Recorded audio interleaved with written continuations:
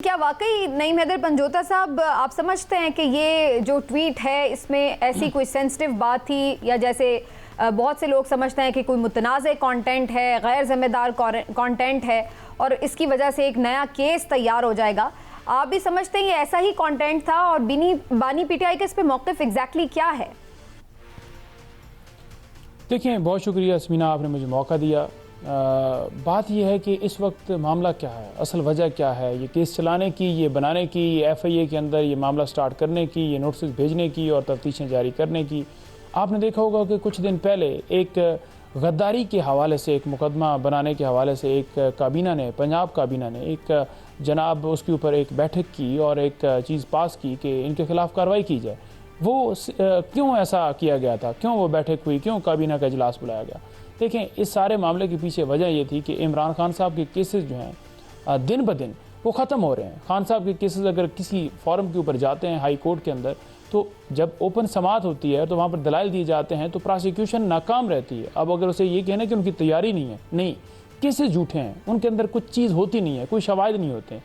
अब for example आपने cipher देखा तो पूछा गया कि कैसे तल्लुकात ख़राब हुए हैं आपके अमेरिका से, कैसे आप कह सकते हैं कि जनाब ये जो है ये जुर्म हुआ, ये इसने किया है और उसने ऐसा काम किया।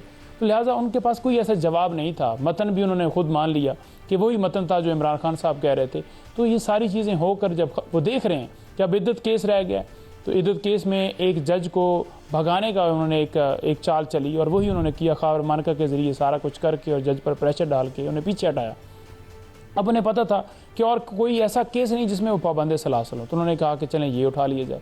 अब आज भी हमारी मुलाकात हुई, 2 घंटे जारी रही और अभी FIA की टीम जो है वहाँ पर गई थी और खान साहब ने पहले ही उन्हें जब वो गए हैं FIA वाले, खान साहब ने कहा कि सबसे पहले तो आप मुझसे माफ़ी मांगें। आपने एक झूठा केस साइफ़र का बनाया और मैंने वो जो काम किया था, साइफ़र कौम को एतमाद में लिया था, वो इसलिए किया था कि इज़्ज़त, आबरू, खुददारी का मसला था। मैंने यही बताया था कि हम कोई ग़ुलाम कौम नहीं है और उसके ऊपर आपने झूठा मुकदमा बना दिया, तो लिहाजा सबसे पहले तो आप माफ़ी मांगें। लिहाजा उन्होंने माफ़ी उधर नहीं मांगी, लेकिन साथ ही जो हमीदुर-रहमान कमीशन है रिपोर्ट, उसके हवाले से उन्होंने सवालात किए। तो खान साहब ने बड़ा क्लियर मौक़िफ़ रखा है उनके सामने। खान साहब ने कहा कि 1971 के अंदर जो उस वक्त याहिया खान थे, एक फ़र्द की खातिर जो है उस वक्त, हालांकि आज भी उन्होंने जब वो मीडिया से बात कर रहे थे, हम साथ खड़े थे, उन्होंने कहा था कि अवाम ने एक जमात को मुंतखब किया था। आज भी वही सूरत हाल है कि एक जमात जो अक्सरियत से है, इस पे तो शायद किसी को एतराज हो भी ना। मुल्क के अंदर अगर दोबारा प्रॉब्लम आ रही है जी, वो आपकी बात ठीक हो गई, लेकिन जो प्रॉब्लम आ रही है वो ये आ रही है कि मौजूदा भी जो आर्मी चीफ हैं उनके हवाले से भी मुसलसल PTI के ऑफिशियल अकाउंट से भी, खान साहब के भी अकाउंट से इस तरह का कंटेंट जारी हो रहा है जो कि मौजूदा इस्टेब्लिशमेंट के ऊपर भी तनकीद कर रहे हैं और जिसके ऊपर हुकूमत का मौक़िफ़ ये है कि आप रियासत मुखालिफ एक तरह से ये काम करें जब आप इदारे के ख़िलाफ़ ऐसा लग रहा है कि उकसा रहे हैं लोगों को। तो इसके ऊपर क्या मौक़िफ़ है? अगर खाली ये होता कि जी हमीदुर-रहमान कमीशन पढ़ें और उसमें इस तरह से कुछ बताया जाता है तो शायद कोई बात लगता कि हाँ ऐसा ही, यहीं तक बात महदूद है, लेकिन मौजूदा लीडरशिप पे भी तो आप लोगों की तनकीद जारी है ना?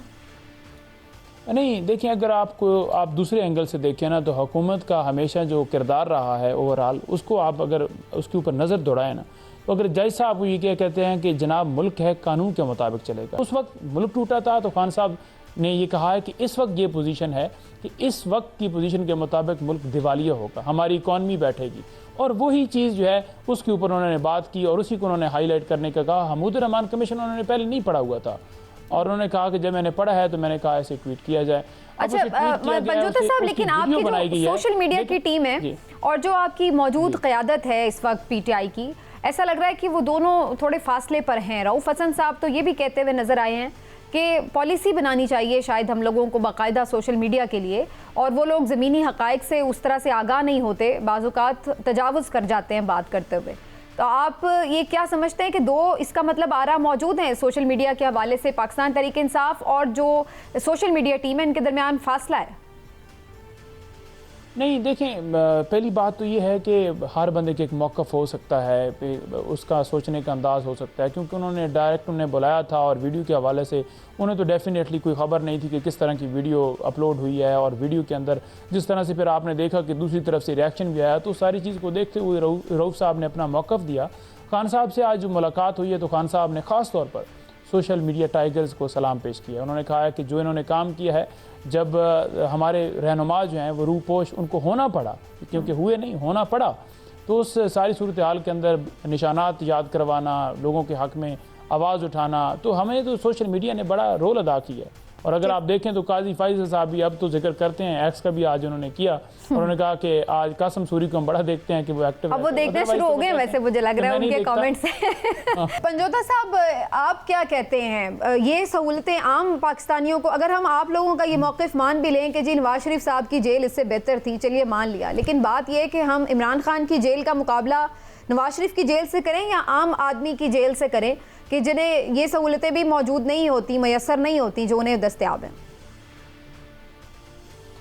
देखिए, पहली बात तो यह है कि जैसे मेरे भाई फरमा रहे हैं, अगर मैं बात करूं तो ओवरऑल सहूलतों के हवाले से तो जो आम कैदी हैं, जैसे इन्होंने फरमाया है, बिल्कुल ये ठीक कह रहे हैं कि एक बैरक के अंदर 25-25 लोग होते हैं, और हमने ये भी वहाँ पर सुना है कि एक बैरक में 25 लोगों की कैपेसिटी और वहाँ पर 100 लोग डाल दिए जाते हैं। ऐसे तो जेलों के अंदर जो कैदियों के साथ किया जा रहा है वो नहीं किया जाना चाहिए, और वो भी इंसान है, उनको भी बुनियादी इंसानी हकूक़ हासिल होने चाहिए। कैदी, अब देखें यहाँ पर जो हमारा सिस्टम है, जुडिशल सिस्टम है, उसके अंदर जितने खला हैं उसको अगर देखा जाए तो ये खला को मद्देनज़र रख के आप देखें कि कैसे केसेस जो हैं वो झूठे बनाए जाते हैं। एक बंदा उसने जुर्म ही नहीं किया होता और बेचारे को कोई सज़ाए मौत में होता है, कोई किसी उसको सज़ा दी गई होती है। तो यहाँ पर तो पॉलिटिकल विक्टिमाइजेशन, झूठे केसेस, झूठी FIR, सियासी बुनियादों के ऊपर हल्के के MP MNA लोगों पर झूठी FIR करवाते हैं कि आप मुझे वोट दे दें, आप उसको क्यों दिया। तो ये चीज़ें भी सारी मद्देनज़र रखनी चाहिए। तो सारी सूरत हाल को देखते हुए कि वहाँ पर किस तरह का माहौल है, तो वो बेहतर होना चाहिए, ये बिल्कुल ठीक नहीं है, नंबर 1। नंबर 2 बात यह है कि जेल मैनुअल के मुताबिक एक एक्स प्राइम मिनिस्टर के लिए एक उसकी क्लास है कि आपको B क्लास में रखा जाता है, कि जो भी prime minister, ex prime minister होता है, तो उसके मुताबिक उसको रखना चाहिए, ठीक है। और अगर आप नहीं रखते तो डेफिनेटली वो उस जेल मैनुअल की खिलाफ वर्जी है।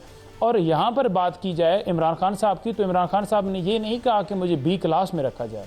अटक में थे, मैं पहला शख्स था जो मिला था खान साहब से, उस वक्त भी उन्होंने क्लेम नहीं किया कि मुझे ये सहूलतें दी जाएं, लेकिन मैंने उनसे पूछा कि आपको किस कंडीशन में रखा गया। उन्होंने कहा है कि यहाँ पर कीड़े मकोड़े मक्खियाँ, ऐसा यहाँ पर जैसे मीठा फेंका जाता है, वाशरूम है उसकी वॉल ही नहीं है, वहाँ पर ऊपर कैमरे लगाए गए हैं ताकि मेरी प्राइवेसी के ऊपर हमला किया जाए।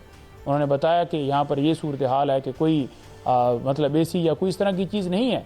और दूसरी तरफ अगर देखें तो नवाज शरीफ को AC थे, प्रोटोकॉल थे, अटैच बाथरूम थे, इमरान खान के साथ तो कोई अटैच बाथरूम नहीं। और जहाँ पर बात की जाती है कि कूलर रखा हुआ है, तो कूलर तमाम डेथ सेल के अंदर है, कोई इमरान खान के लिए नहीं है। और वहाँ पर कोई लाइब्रेरियाँ नहीं है, अगर 4 किताबें वो एक खिड़की के अंदर पड़ी हैं तो वो साइज़ उसका देखें तो 8 बाई 10 की है, और डेथ सेल के अंदर रह रहे हैं। इमरान खान से मुलाकातें होती हैं हफ्ते में 1 दिन वकला की और 1 दिन पॉलिटिकल लोगों की, और वो भी हमने हाई कोर्ट मुख्तलिफ पटिशन दायर की, उसके बाद 6 लोग मिलते हैं 1 दिन में, और कभी कभी वो भी नहीं मिलते। अब कल उमर अयूब साहब, शिबली फराज साहब 4 घंटे खड़े रहे, नहीं मिलने दिया गया। लेकिन नवाज शरीफ साहब दिन में अपनी मर्जी से मिलते थे, 2 दिन मुलाकातों का टाइम होता था, जिससे जितना मर्जी हो वो मिलते थे। और दूसरी तरफ उनको AC भी हासिल थे, बाहर से खाने आ रहे होते थे, B क्लास दी गई थी, सारी सहूलतें थी, लेकिन इमरान खान को नहीं दी गई। देखिए, और दूसरा कंपैरिजन ये भी करें कि इमरान खान के ऊपर क्या केसेस हैं। दफ़ा 144 की खिलाफ वर्जी की है जी, 100 मुकदमात वो बना दिए गए हैं जी, 109 का रोल है आपके ऊपर। साइफर केस था जिसमें आपने देखा कि कुछ चीज़ निकली नहीं है। तोशा खाना गया हाई कोर्ट में, फारिग हो गया। इद्दत केस में जय साहब भाग गए।